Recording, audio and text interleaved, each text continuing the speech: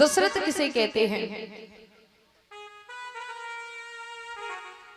एक तो राजा दशरथ जो थे वो जमीन से निकले थे 10वें रथ के साथ, इसीलिए उनका नाम दशरथ।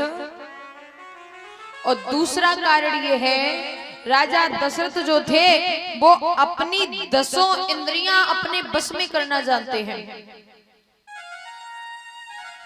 हम सबके शरीर में 10 इंद्रियां हैं, 5 ज्ञान इंद्रियां और 5 कर्म इंद्रियां।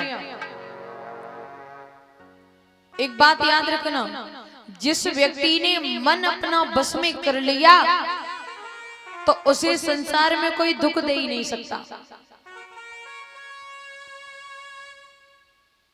दुखी होने का सबसे मूल कारण होता है मन, क्योंकि औकात है साइकिल पे चलने की और मन कहता है कि हम गाड़ी में बैठेंगे, और औकात नहीं है गाड़ी में बैठने लायक, तो खेती तो बिचेगी।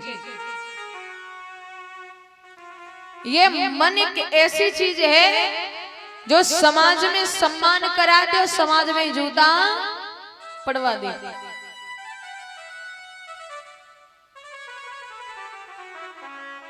महाराज दशरथ के घर में 3 रानियां हैं, तो एक बार भूपति मन माही और बही अगिलान मोर सुत नहीं। पुत्र यज्ञ करवाया। महाराज दशरथ के घर में 4 पुत्रों का जन्म हुआ।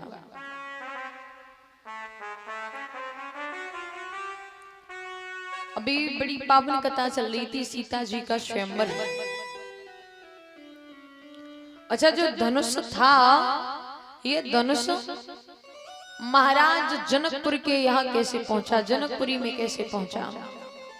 वो धनुष जो सहस भूप दस एक ही बारा और लगे उठावन रहना। कुछ विद्वानों का मत ये भी रहता है कि एक दिन सीता जी लीप रही तो वो धनुष को उठाए के दूसरी जगह रखो। अब एक बात बताओ, राजा की बिटिया जाके यहाँ 1000 नौकर काम करते तो भाई लीपने की क्या जरूरत है?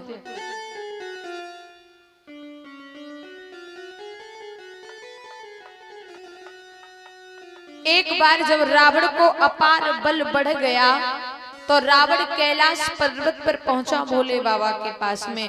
कहने लगा, देखो भोले बाबा, आपने हमें इतनी ताकत दे रही है जो संभाले से संभलती नहीं। एक काम करो, या तो लड़ने को कोई योद्धा दो, और योद्धा न दे सको तो एक काम करो, तुम नीचे आ जाओ, हमारे और तुम्हारे दो देहांत हो जाओ। बड़े चक्कर में बोले, क्या कहना? रावण कहने लगा, अगर तुम न नीचे आओ तो बताओ हम ऊपर आ जाओ। ये बात तो सत्य है, घमंडी व्यक्ति को कुछ दिखता नहीं है, लेकिन मैं कर सकता हूं ये ठीक है, मैं कर सकता हूं ये ठीक है, और मैं ही कर सकता हूं ये घमंड की बात है। तो भगवान घमंड को कभी सहन नहीं करते। रावण को वो धनुष दिया जो महात्मा दधीच की बिनाप की हड्डी का धनुष था। बोले, रावण ये धनुष ले जाओ, और जो इस धनुष को तोड़ेगा वही तुम्हारा घमंड तोड़ेगा, वही तुम्हारा काल। एक बात और दिमाग में रखना, ये धनुष एक बार उठा लिया तो दूसरी बार तुम्हारी औकात ना है जो धनुष को रख के उठा ले।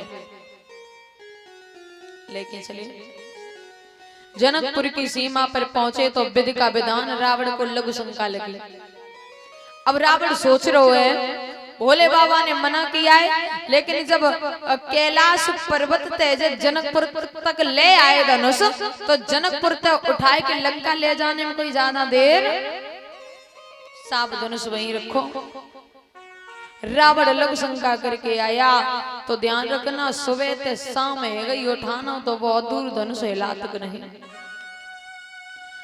उस धनुष की पूजा करने राजा जनक जो थे वो रोज जाते थे। सीता जी सोचने लगी, पिताजी रोज परेशान होते, क्यों ना जो धनुष को ही घर ले चलो।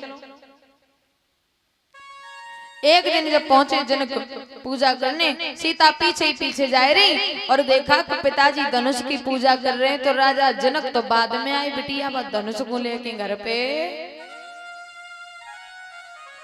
अब बड़ी परेशान, बोले कोई साधारण कन्या नहीं है, और जब बिटिया धनुष उठा सकती है तो लड़का ऐसा हो जो धनुष तोड़ दे तब तो ठीक है। एक बार और बता दो, मैंने कल कहा था ना, बिटिया को घरहीन कर देना बरहीन। मिले तो सब कुछ बहुत अच्छा है और न मिले तो घर ना हो काम चल जाएगा, बर हो डंका तो काम चल जाएगा, और बर डंका नहीं है और खेती बहुत है तो जिंदगी बर्बाद। एक बड़ी सुंदर कहावत याद आती है। एक सेठ जी थे जिनकी एक ही बिटिया थी। तो सेठ जी अपनी बिटिया के शादी के लिए पास के गांव में एक लड़का देखने गए। तो भैया जमीन तो बहुत रहे लेकिन लड़का जो पढ़ो लिखो ना है, बिल्कुल अंगूठा टेक। अब सेठ जी सोच रहे कि जब पढ़ाई के कौन से स्कूल टोरन जाए, 100 बीघा खेती है, बिटिया बेच बेच खाते रहे तो जिंदगी पार। अब लड़की पढ़ी लिखी ग्रेजुएट, लड़का को बड़ शादी कर दी। अब जब शादी करी तो पहलो दूसरो दिन रहे, लड़की जब ससुराल में पहुंची तो एक दिन लड़की श्रृंगार कर रही। तो वो क्या होते चेहरा पे लगाए जाते फेयर लवली। सुबह बिटिया क्रीम लगा रही बैठ गई, तब तक लड़का को छोटो भैया पास में पहुंचो, बोले क्या लगाती हो नैनी सी। बोले ये क्रीम है चेहरे पे लगाई जाती। बोले हमें दिखाओ कैसी है। लड़की ने देवर के हाथ पे जब वो क्रीम रखी तो लड़का ने वो क्रीम की महक सूंघी। बोले जब महक कितनी बढ़िया आ रही है तो खाने में कितनी अच्छी हुई है। भैया उन्हें अको तको ना ताओ क्रीम भर के चाट ली। अब लड़की बड़ी गुस्सा, एक दो कनपटी में बेवकूफ, ये खाने की चीज है या लगाने की चीज है। अब पे रोई के गए भैया के डेगा। बोले भैया भाभी ने मारो। अच्छा 4 दिन भाई शादी को, और लड़की ने जब देवर को मारो तो भूकंप मच गया। जो लड़का तो ना जो लड़की के साथ शादी हुई वो पास में पहुंचा, क्यों मारा मेरे भाई को। कहने लगी तुम्हारे भाई को बुद्धि है, क्रीम खाई जाते कि लगाई जाते।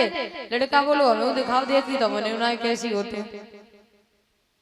अब लड़की ने अपने पति के हाथ पे क्रीम रखी, महक सूंघी, बोले बहुत अच्छी महक आ रही। अब लड़का ने अपने भैया के गाल में तमाचो मारो। बोले बेवकूफ, रूह की खाई जाता है का फायदा, रोटी तो चुप खाते तो कुछ ताकत आती। जब जे दशा देखी लड़की बोली एक उन्होंने पूरा परिवार पागल है, हमें यहाँ नहीं रहेंगे। भैया 4 दिन भले शादी को, बिटिया ने सामान पैक करो और मायके चली गई।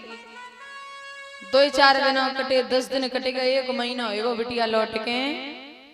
अब मैया जो रहे ना लड़का की, वो लड़की की सास वो बोली में लाला तक जाओ, बहू गुस्सा में गई है, लेके आओ। लोग तरह तरह के गांव में बातें कर रहे हैं। 4 दिन नहीं भाई शादी करो, बहू मायके चली गई। और एक बात और ला, ससुराल में जाए